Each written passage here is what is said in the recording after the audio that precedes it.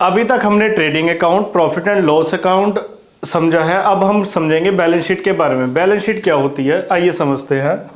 Balance sheet of, यहां पर नाम आएगा कि जिस भी कंपनी की आप बैलेंस शीट बना रहे हैं, एज एट, जब आप बैलेंस शीट बना रहे हैं, लाइक आप बैलेंस शीट बना रहे हैं 31 मार्च 2022 तक की बैलेंस शीट, ठीक है जी। बैलेंस शीट होती क्या है? बैलेंस शीट का मतलब है एक तरफ लायबिलिटीज है और दूसरी तरफ एसेट है। लायबिलिटीज का मतलब यह है कि आपने किस किस को पैसे देने हैं, दैट इज कॉल्ड देनदारियां, जो भी आपने पैसे देने हैं। और एसेट का मतलब है कोई भी संपत्ति आपके पास है। संपत्ति का मतलब है कि आपके पास कोई लैंड, बिल्डिंग है, कोई व्हीकल है, जो भी आपके पास फर्नीचर है, वो सारा कुछ। और एक और चीज आती है लेनदारियां। अगर आपने किसी से पैसे लेने हैं तो वो आती है आपकी एसेट, ठीक है जी। अब एसेट के अंदर क्या क्या आता है? एसेट के अंदर आती है एक तो fix asset and second thing current asset. दो चीजें आती है, fix asset and current asset. Liabilities के अंदर तीन चीजें आती है, owners fund, non current liability and current liability. कौन कौन सी? Owners fund, non current liability and current liability. हम इन चीजों को एक एक करके डिस्कस करते हैं। सबसे पहली बात आती है फिक्स एसेट के बारे में। फिक्स एसेट क्या होती है? ये वो एसेट है जो आप रूटीन में सेल या परचेज नहीं करते। फॉर एग्जांपल, आप प्लांट एंड मशीनरी रोज रोज परचेज करते हैं, रोज रोज सेल करते हैं? नहीं करते ना। तो इसलिए इसमें वो चीजें आती है जो आप रोज रोज सेल परचेज नहीं करते, पर हमने इसको कैटेगराइज किया है टेंजेबल फिक्स एसेट और इनटेंजेबल फिक्स एसेट। जिस एसेट को हम देख सकते हैं, छू सकते हैं, वो टेंजेबल है। जिस एसेट को हम देख नहीं सकते, छू नहीं सकते, वो इनटेंजेबल है। टेंजेबल में भी दो पार्ट आ गए, एक तो मूवेबल और दूसरी है इमूवेबल। जिसको एक जगह से दूसरी जगह पर मूव किया जा सकता है और जिसको एक जगह से दूसरी जगह पर मूव नहीं किया जा सकता। तो प्लांट एंड मशीनरी देख लीजिए, आप क्या इसको मूव कर सकते हैं एक जगह से दूसरी जगह? बिल्कुल। अगर कहीं इंस्टॉल भी है, अनइंस्टॉल करके आप दूसरी जगह मूव कर सकते हैं। क्या इसको देख सकते हैं, छू सकते हैं? बिल्कुल देख सकते हैं, छू सकते हैं। क्या आप रोज रोज plant and machinery sale purchase कर रहे हैं? नहीं। तो इसलिए वो फिक्स एसेट की कैटेगरी में आएगी। फर्नीचर एंड फिक्सचर, हाँ, आप मूव कर सकते हैं एक जगह से दूसरी जगह, बिल्कुल, इसलिए मूवेबल है। क्या आप इस फर्नीचर को देख सकते हैं, छू सकते हैं? बिल्कुल देख सकते हैं, छू सकते हैं। क्या वो आपकी फिक्स एसेट है? क्या आप रोज रोज सेल परचेज कर रहे हैं? नहीं, आप रोज रोज सेल परचेज नहीं करते। सर रोज रोज का मतलब क्या है, ये तो बता दो। रोज रोज का मतलब ये है कि आप मोर देन 1 ईयर, यानी कि आप इसको 1 साल के बाद ही खरीदना पसंद करते हो। ऐसा नहीं है कि आप 6 महीने में, हर 6 महीने में आप फर्नीचर खरीद रहे हो, हर 6 महीने में कोई प्लांट एंड मशीनरी खरीद रहे हो, ऐसा नहीं है, ठीक है जी। अब अगली बात करते हैं। एक चीज है इसमें fixture. What do you mean by fixture? Fixture का मतलब ये है, अब आपने देखा होगा कई घर ऐसे होंगे जहां पर दीवार में ही इनबिल्ट उन्होंने अलमीरा फिट की हुई है, दीवार में ही, तो वो एक फिक्सचर है, ठीक है कि नहीं? या अगर कोई आपकी फिटिंग्स है, लाइक फिटिंग्स दीवार में जो फिट की होती है, जिसमें आप अपना जो प्लग होता है आपका, या कोई, ठीक है जी, इस तरीके की ये कोई फिक्सचर होते हैं जो आपके इनबिल्ट है दीवार में ही, या कोई उसको फिक्स किया हुआ है, ठीक है जी। अब अगली बात आती है कंप्यूटर। कंप्यूटर भी मूवेबल है और कंप्यूटर भी मूवेबल है, टेंजेबल भी है, देख सकते हैं, छू सकते हैं। आप उसको रोज रोज सेल परचेज नहीं करते। अब एक बात आती है इमूवेबल की। इमूवेबल, क्या आप उसको मूव कर सकते हैं? लैंड एंड बिल्डिंग को कभी किसी को नहीं देखा होगा सिर पे रख के अपनी लैंड एंड बिल्डिंग को लेकर के जा रहा है, ठीक है कि नहीं? तो इसलिए वो इमूवेबल है, आप उसको मूव नहीं कर सकते। बट वो टेंजेबल है, आप अपनी लैंड एंड बिल्डिंग को देख सकते हो, छू सकते हो। पर क्या आप रोज रोज सेल परचेज करते हो लैंड एंड बिल्डिंग को? नहीं, इसलिए वो फिक्स एसेट का दर्जा रखती है। अब बात करते हैं इनटेंजेबल एसेट की। इनटेंजेबल को पहले तो हम ये बात कांट सी, यानी कि ना तो हम इसको देख सकते हैं और ना ही हम इसको छू सकते हैं, ठीक है जी। हवा को देख सकते हो? नहीं। छू सकते हो? नहीं। तो वो बिल्कुल, ये भी इसी तरीके से, ये एक एहसास के तौर पे, हवा का एहसास होता है ना, बिल्कुल होता है। अब इसका एक और एग्जांपल अगर बच्चों को समझाया जाए तो, मम्मी ने चांटा मारा, चांटा चांटा दिख कहाँ रहा है? नहीं दिख रहा ना, तो वो तो एक एहसास है, बच्चे के गाल पे जो पड़ा है वो एक एहसास है, ठीक है जी। अब इसी तरीके से इनटेंजिबल की बात करते हैं, तो इनटेंजिबल भी एक एहसास है, जैसे कि गुडविल कि कोई भी, जैसे रिलायंस है, रिलायंस की कोई गुडविल देख सकता है, छू सकता है? नहीं देख सकता, नहीं छू सकता। हम कहते हैं वो देखो वो जा रही है रिलायंस की गुडविल, नहीं देख सकता ना। तो बिल्कुल ठीक इसी तरीके से ये एक एहसास है कि हम एक रिलायंस का कोई प्रोडक्ट खरीदते हैं, ये एक एग्जाम्पल दिया, ठीक है जी। किसी भी कंपनी की कोई गुडविल है, वो एक एहसास होती है, वो इंटेंजिबल एसेट है। बिल्कुल ठीक इसी तरीके से बाकी एग्जांपल भी है। पेटेंट, पेटेंट को आप इस तरीके से लगा सकते हैं कि कोई नवी चीज आपने निकाली है और उसका पेटेंट अपने नाम पे करा लिया कि ये चीज अब मेरी है। ट्रेडमार्क क्या है? ट्रेडमार्क इस तरीके से लगा लीजिए, जैसे नाइक है, नाइक का ट्रेडमार्क है, नाइक का ट्रेडमार्क ये है। एडिडास का ट्रेडमार्क है अपना, ठीक है जी। और वुडलैंड का अपना एक ट्री है जैसे ट्रेडमार्क। कॉपीराइट, कॉपीराइट क्या होता है? कॉपीराइट होता है, अगर आपका बुक का फर्स्ट पेज ही देखेंगे तो इस तरीके से कोई एक सी करके, दैट इज कॉल्ड कॉपीराइट, के ये बुक जो है जिस पर्सन ने लिखी है वो अपनी बुक का कॉपीराइट ले लेता है कि इसको कोई कॉपी नहीं करेगा, ठीक है। बट ये सारी एक इंटेंजिबल एसेट है, इसको, अच्छा सबसे बड़ी बात, रोज रोज गुडविल नहीं आप सेल परचेज करते, रोज रोज पेटेंट आप सेल परचेज नहीं करते, रोज रोज आप ट्रेडमार्क नहीं सेल परचेज करते, ना ही आप कॉपीराइट रोज रोज सेल परचेज करते हैं, इसलिए ये फिक्स एसेट का दर्जा रखती है, ठीक है जी।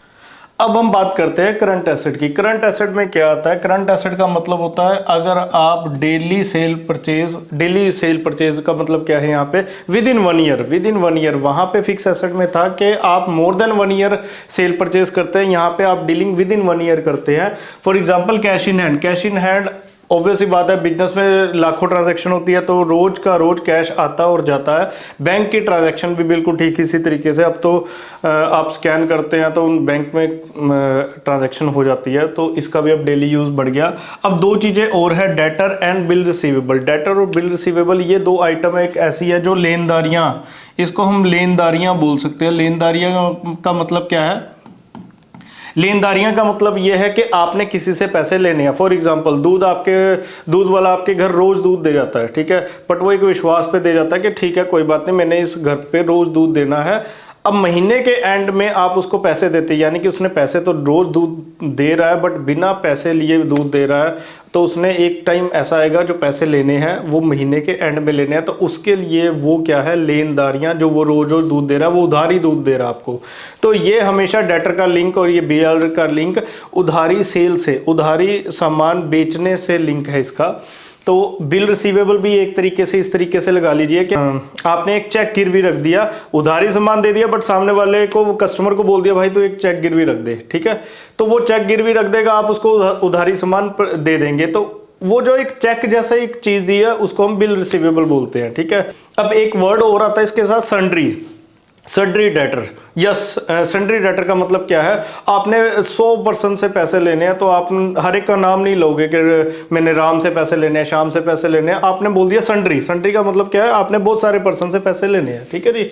स्टॉक या इन्वेंट्री, वो अभी आपकी करंट एसेट है। कैसे? क्योंकि वो भी आपकी डेली सेल परचेज होती रहती है। Cheque in hand, cheque in hand भी देखो, अगर आपको कोई चेक इन हैंड, आप इस तरीके से समझ सकते हैं कि किसी पर्सन ने आपसे सामान परचेज किया, वो आपको बदले में चेक दे गया, ठीक है जी, तो आपके पास जो चेक इन हैंड है वो भी किस में आएगा? करंट एसेट में आएगा। अब हम 3 चीजें करेंगे, owners capital, non current liability and current liability.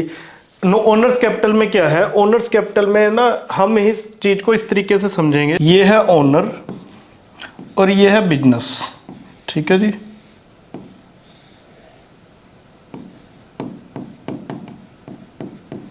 और ये है ओनर। हमने किसके पॉइंट ऑफ व्यू से सोचना है? हमने बिजनेस के पॉइंट ऑफ व्यू से सोचना है। हमने बिजनेस के पॉइंट ऑफ व्यू से क्या सोचेंगे? बिजनेस ने कल को कौन कौन से पैसे ओनर को देने हैं? एक तो जो ओनर ने कैपिटल, यहां पे आएगा बिजनेस ने कौन कौन से पैसे देने हैं, कौन कौन से देने हैं? एक तो कैपिटल का पैसा देना है, हाँ जी, एक तो कैपिटल का पैसा देना है, और बिजनेस ने कल को ओनर को उस कैपिटल पर ब्याज भी देना है, इंटरेस्ट ऑन कैपिटल, ठीक है जी, बिल्कुल ठीक है। और कल को बिजनेस को जो कोई प्रॉफिट होगा वो भी देना है, तो यानी कि नेट प्रॉफिट। इसलिए जो जो बिजनेस ने पैसे देने हैं वो सारे क्या होंगे, प्लस। वो सारे क्या होंगे, प्लस। कोई दिक्कत है इसमें?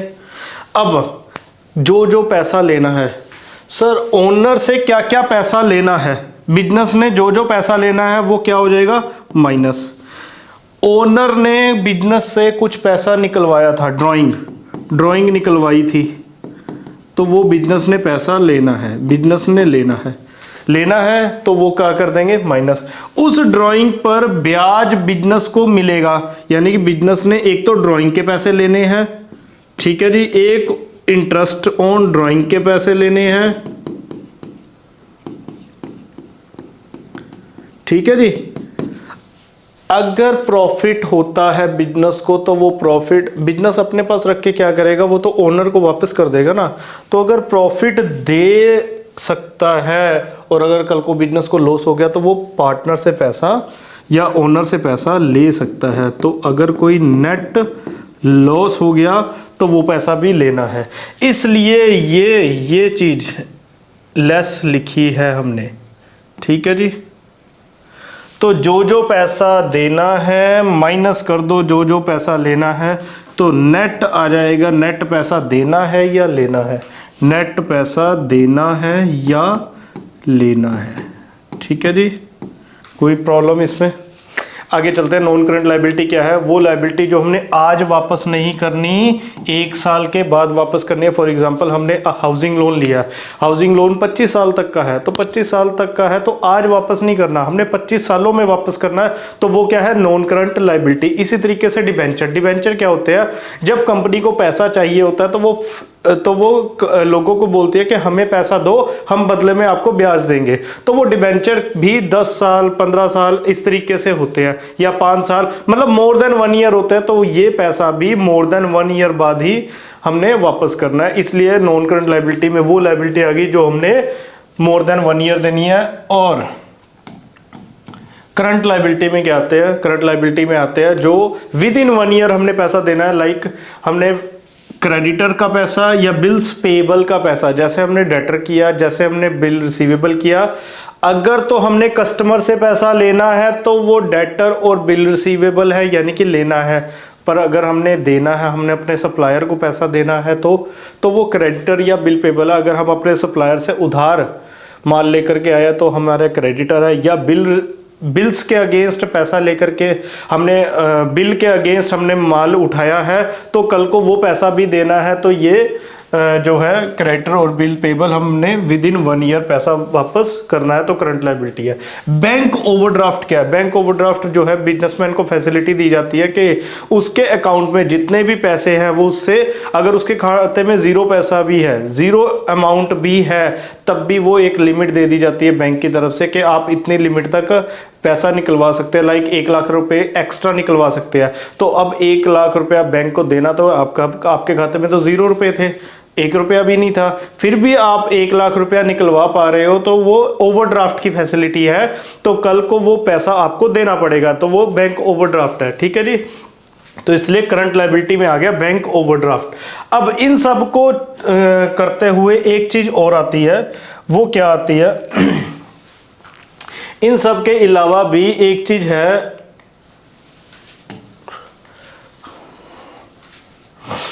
वो है contingent liability. What do you mean by contingent liability? Contingent liability क्या है, बैलेंस शीट के फुट नोट में हम दिखाते हैं, हम इसको बैलेंस शीट में नहीं शो करते, हम इसको बैलेंस शीट में शो ही नहीं करते, बैलेंस शीट के फुट नोट में दिखाते हैं, ठीक है जी, यानी कि नोट में, फुट नोट में हम दिखाते हैं। कॉन्टिजेंट लायबिलिटी क्या है, नाम से क्लियर हो रहा है, कॉन्टिजेंसी। कॉन्टिजेंसी मतलब हो सकता है बारिश हो सकता है ना हो, आप बादल देखते हैं, बादलों को देख के आपको ये अंदाजा लगा सकते हैं कि हाँ लगता है बारिश होगी। तो इसी तरीके से कॉन्टीजेंसी का मतलब क्या है, संभावना। संभावना मतलब कि हो सकता है हमें पैसे देने पड़े, हो सकता है ना देने पड़े, यानी कि यहाँ पे कॉन्टीजेंसी आ गई। पहला क्या है, guarantee given on behalf of others.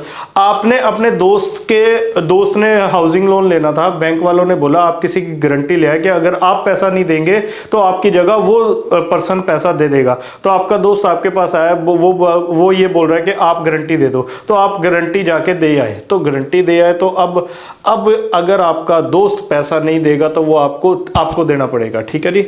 तो अगर आपको देना पड़ेगा तो ये संभावना है ना कि अगर आपका दोस्त नहीं देगा तब आपको देना पड़ेगा, यानी हो सकता है आपको देना पड़े पैसा, हो सकता है ना देना पड़े। एंड सेकंड थिंग, ये हम दो चीज इकट्ठी एक एग्जांपल में समझेंगे। Claim against the company not acknowledge as debt and financial case pending in the court, ठीक है जी।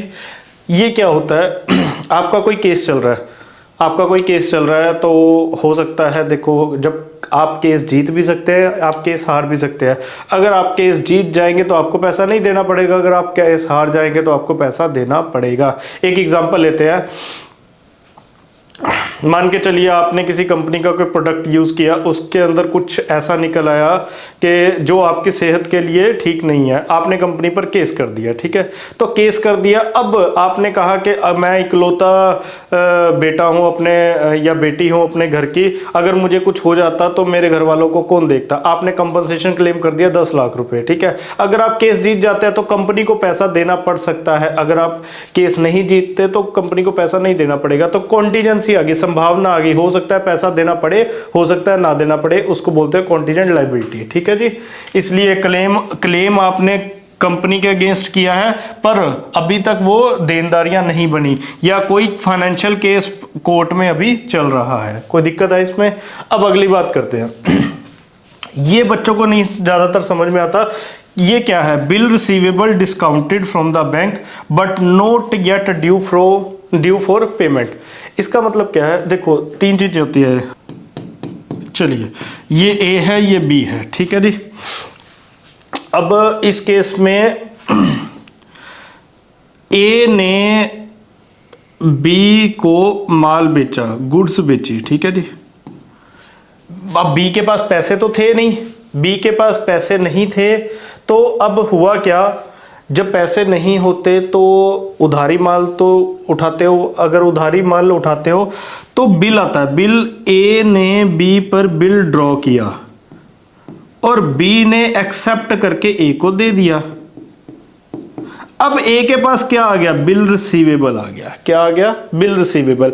अब कल को इसने बोला कि मैं आज नहीं है पैसे पर 3 महीने बाद दे दूंगा, तो ये 3 महीने का बिल रिसीवेबल है, कि यानी कि बी पैसे दे देगा। अब इसमें एक फैसिलिटी बिल रिसीवेबल में ये होती है कि आप अगर विद इन 3 मंथ्स अगर इस ए को पैसे की जरूरत है तो ये बिल रिसीवेबल बैंक को दे सकता है और बदले में पैसे ले सकता है, ठीक है जी। अब इतनी बात समझ में आ गई कि इसमें एक ड्रॉयर होता है, एक ड्रॉई होता है और एक पेई होता है। ड्रॉयर क्या होता है कि ये पर्सन गुड्स भी देगा प्लस एक बिल ड्रॉ करके देगा, ये इसको एक्सेप्ट करके देगा। उस बिल में ये लिखा होगा कि ठीक है बी मुझे 3 महीने बाद इतने रुपए देगा, ठीक है। और ये बिल रिसीवेबल की 2 फैसिलिटी हो सकती है, 3 महीने बाद पैसे भी ले सकता है और बाद में बिल दे देगा। और दूसरा तरीका इसमें यह भी है, अगर विद इन 3 मंथ्स अगर ए को पैसे की जरूरत है तो वो बैंक में जाके उसको डिस्काउंट करवा सकता है। अब यहां पे क्या आया कि बिल रिसीवेबल डिस्काउंटेड मतलब डिस्काउंट करवा लिया।